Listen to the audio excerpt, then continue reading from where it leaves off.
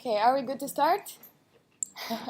Okay, before I start, can I please ask all of you who are sitting alone to move next to somebody?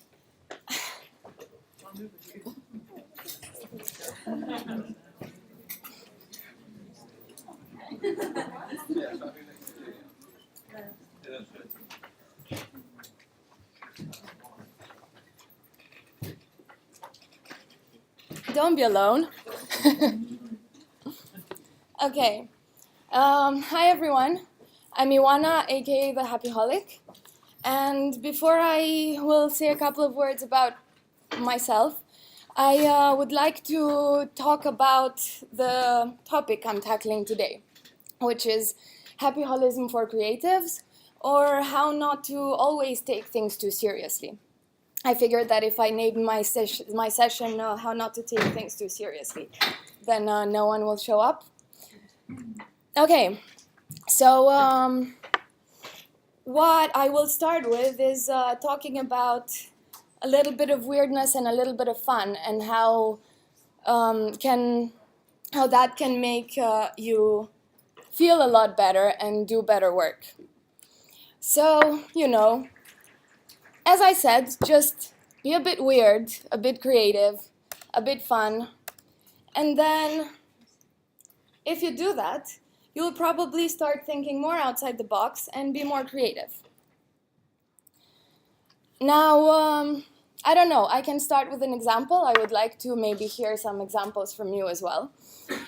So, for example, I was working in an ad agency, and our weird habit when we were brainstorming was we had this bucket of IKEA beads. I don't know if you know them. You put them on this plastic thing, then you iron them and you create patterns, and they melt and they stick together. And we had this bowl, and whenever we would stress out and not have any ideas about what the hell we're going to do, we would just stick our hands in there, and it was such a great feeling and so much fun, especially when we would go to meetings just carrying our little bowl with our colorful beads. Now, I don't know, can anyone share with us some weird little habits or some fun things that you guys are doing? No one? Are you all super serious and never a little bit weird? Yeah? I puppeteer, so I speak to puppets just to get ideas. That's great. Anyone else? Okay. We usually get drunk about 3 o'clock on Fridays.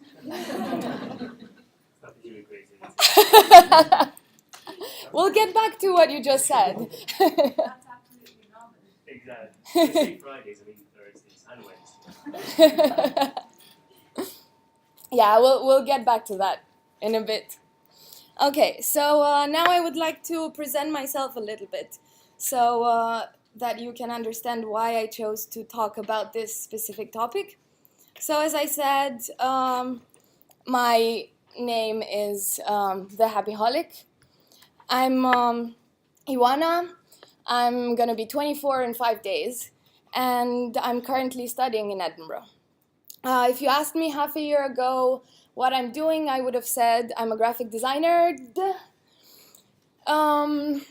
Right now, I decided to transition a little bit, and I'm really interested in corporate happiness and how we can design tools and resources so that so that employees can be happier and therefore more productive and efficient. So I'm no longer designing artworks, but trying to figure out how you can design the perfect environment in a company. Yeah, that's sort of me being a little bit weird. That was my inspiration for my logo. So I became a Happyholic, even though at the beginning I was not really that much into happiness. I was a happy person, and in high school everybody was making fun of me for always being super happy, and they always had the impression that I was not really taking things too seriously and I was just very superficial. But then I went to uni and I realized that I'm really interested in the topic of happiness. So I did my final project on that. And my aim right now is to happify the world in whatever way I can. So I will show you just a couple of examples of my work and how I try not to be very serious and take things in a more relaxed way. So I started this project when I started working in the ad agency, which was a month after I graduated.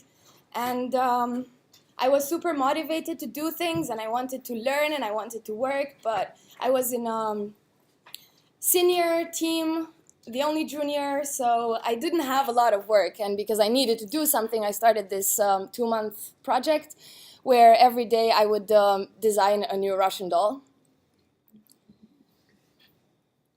This is very cheesy.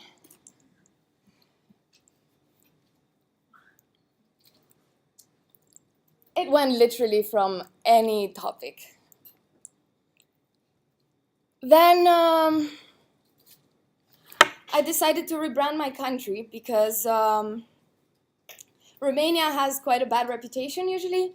And not only that, but so far there were no really efficient campaigns.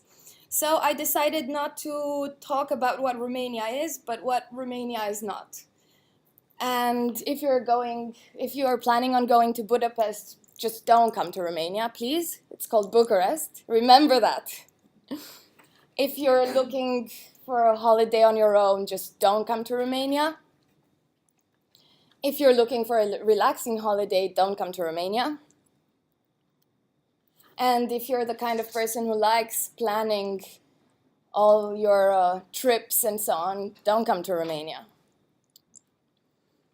Then I decided to open department store.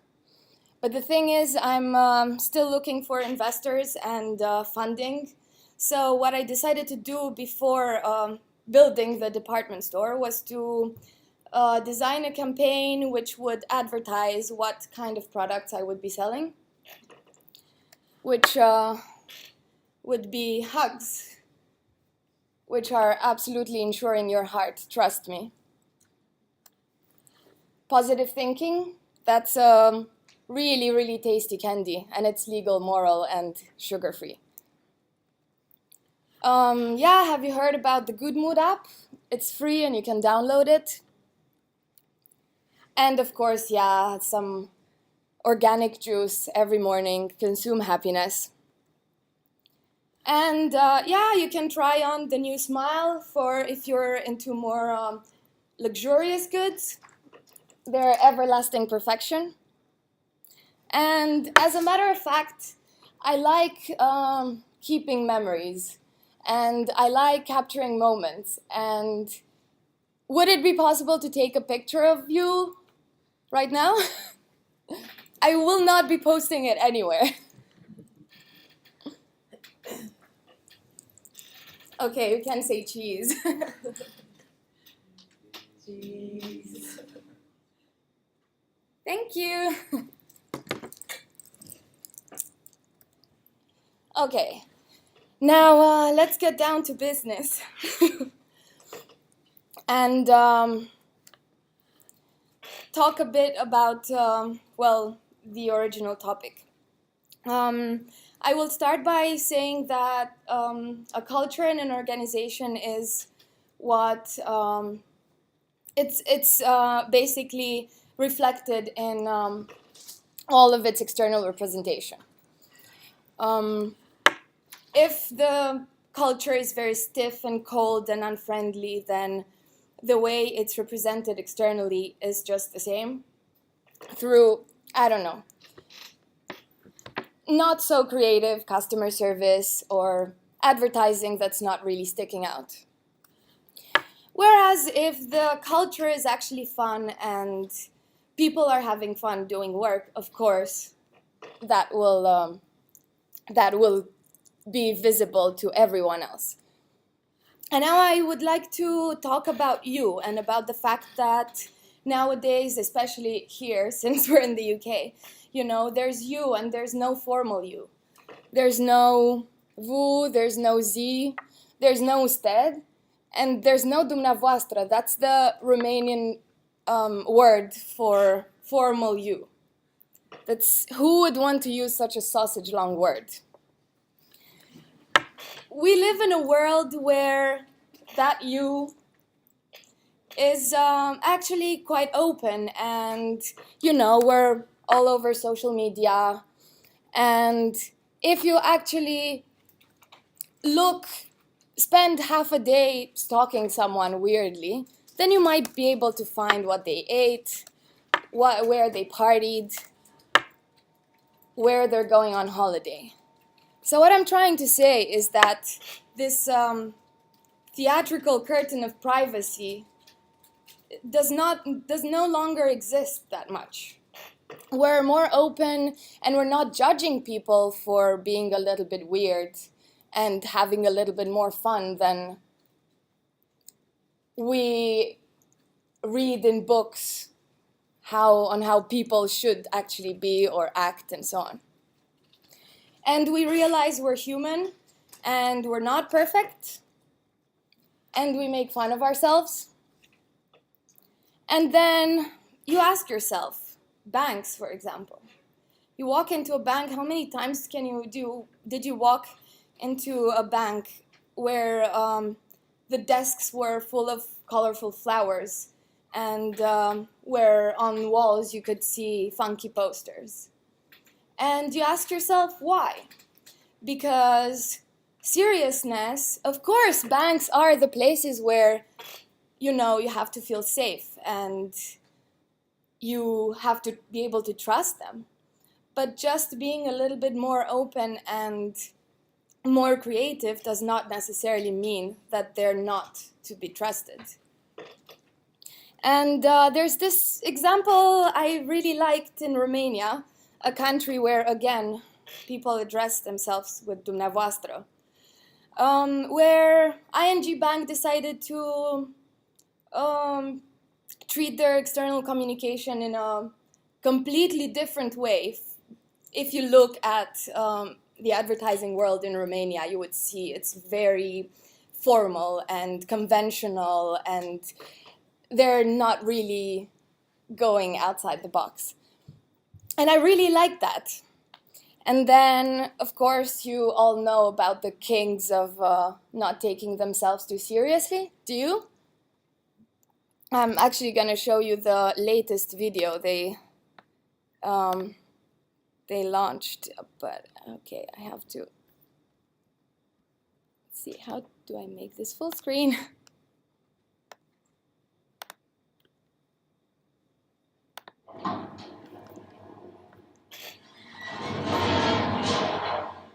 Sorry.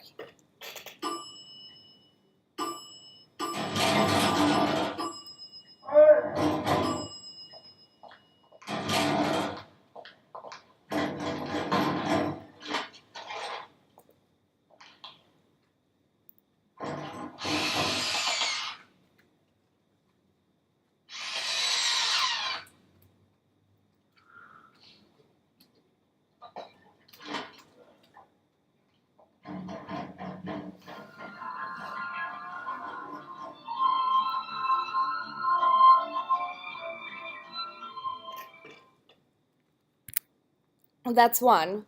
And then I actually picked 3 videos that I wanted to show you. I'll just do this. I won't go back to my slides because it's easier to just show them to you directly. There's this Burger King campaign, which I thought was brilliant. Damn bitches be on my nerves right now. I can't even watch a simple YouTube video without these advertisements popping up.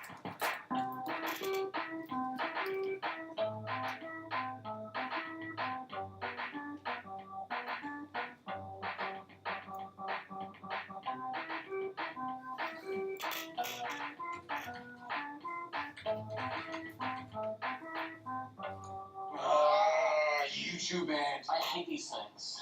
This guy's just trying to watch a graphic animal attack video, but no, I have to sit through an ad. Ah, stupid, incredible deal.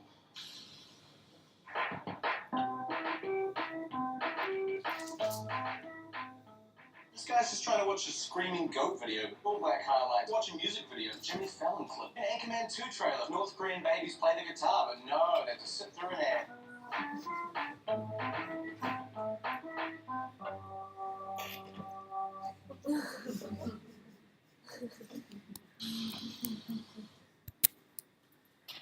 And then, of course, the latest one, I'm sure you all know it. The book. You know, once in a while, something comes along that changes the way we live.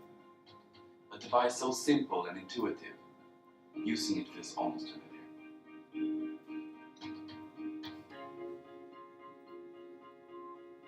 Introducing the 2015 IKEA catalog. It's not a digital book or an e-book. It's a book. The first thing to note is no cables. Not even a power cable. The 2015 IKEA catalog comes fully charged and the battery life is eternal.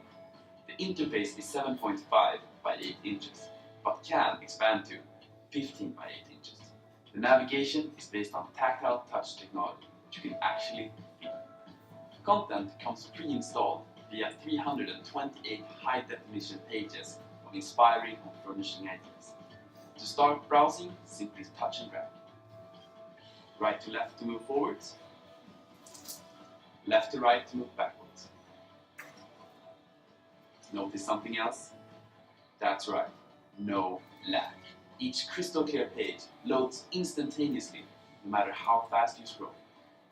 If you want to get a quick overview, just hold it in the palm of your hand and using just your thumb, speed browse the content.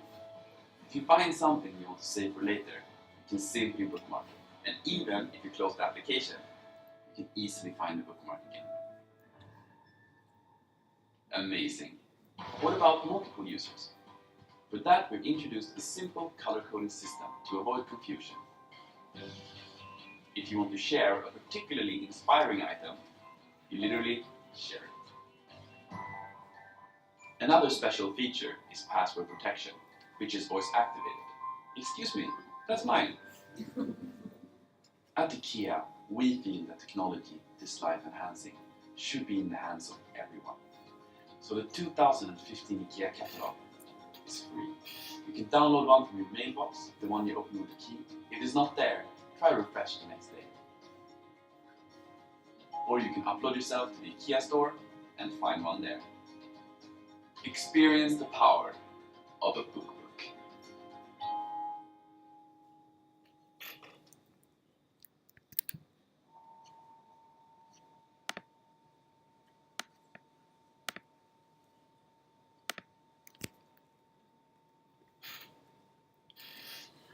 Okay, but in those cases, you know, it's always about you and your client. And sometimes if it doesn't work out, it's not always you. There are some external factors that play an important role in that. You know, funky is not the same for a non-designer as it is for a designer. The amount of times I've heard design something funky and then when I send something funky, colorful, and the way I saw it funky, the feedback was, hey, but we need something more serious. We need something less colorful. And it's the same with colorful and funny and playful. And that's when we should stop thinking about this and we should stop focusing more on ourselves, on the you we were talking before.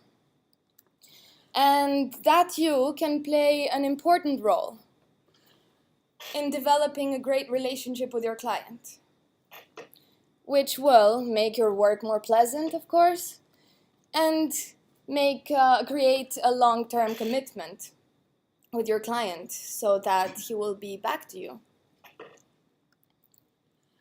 Tony Shai, the CEO of Zappos, said, to wow, you must differentiate yourself, which means to do something a little unconventional and innovative. Tony Shai, as I said, CEO of Zappos, wrote this amazing book, which I read a couple of months ago, Delivering Happiness. It's a book I absolutely recommend to all of you. It's about how to create a great culture in an organization and how to deliver the best customer service. And that's why I was saying that culture plays such an important role, because if the culture is not there, then the customer service, the best customer service, is probably not there either. So today I actually put up 10 things to do to become a happyholic and to wow your potential client. And they're sort of put together from my own perspective, from my own point of view, as a happyholic. One thing, of course, would be smile and look them in the eyes. Looking people in their eyes make you feel, seem confident. And actually, did you know that happy people smile on average 45 times a day? And you know, an extra smile would never harm anyone. Actually, kids smile 400 times a day. No wonder why they're happy. Hug them, which can be a little bit weird, of course, but hey, why not? Do you know that 6 times is the necessary time to promote the flow of oxytocin and serotonin, which are mood-boosting chemicals that promote bonding?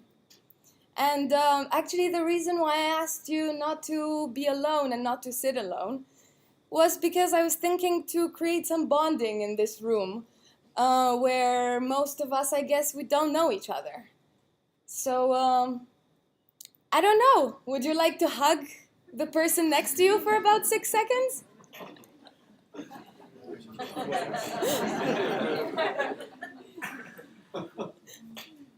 Don't be shy. You will feel a very strong bonding afterwards.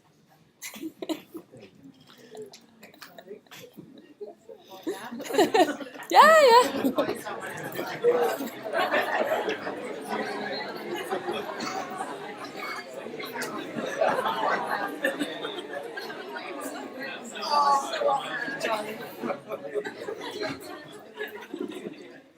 For 6 seconds.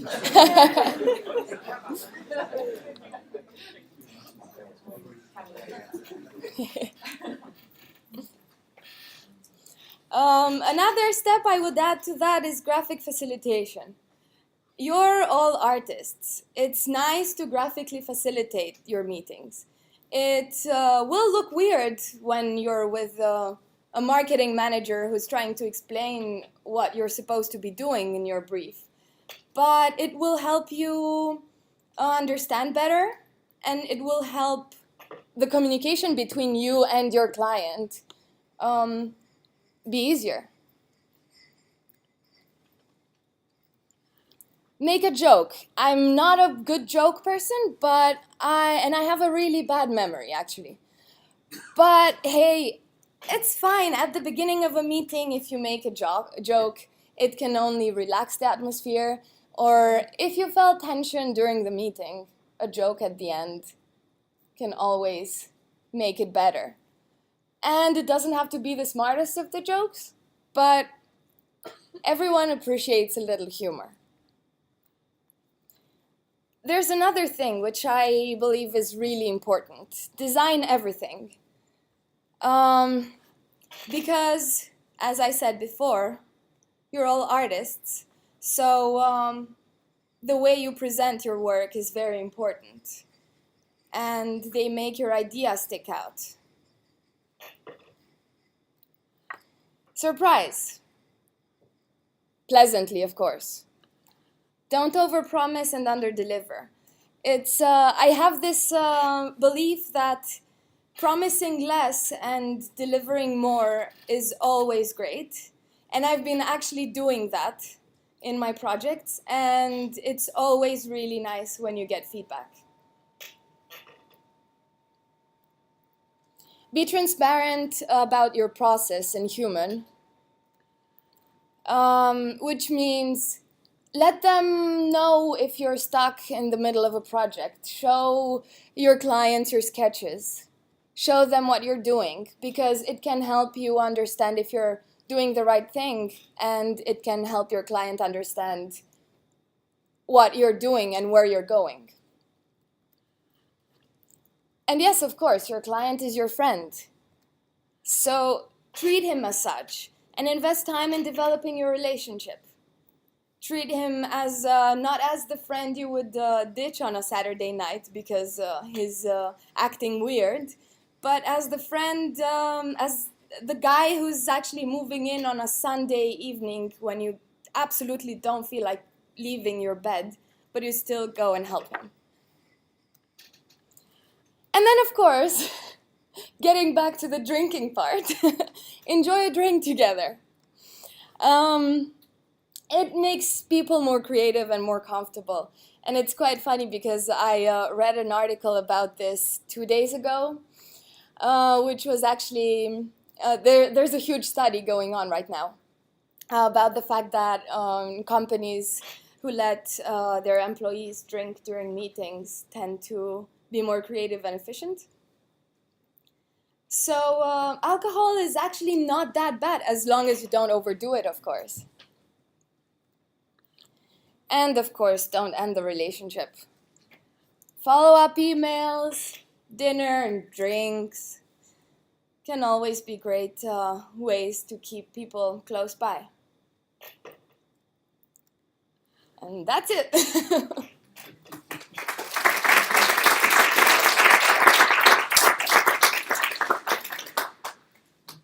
Now, if you have any questions or want to start a brainstorming session to continue the 10 things.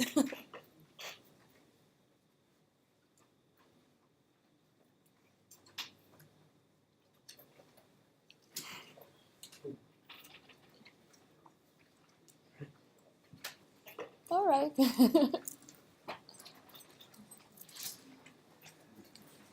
Thank you. Thank you very much.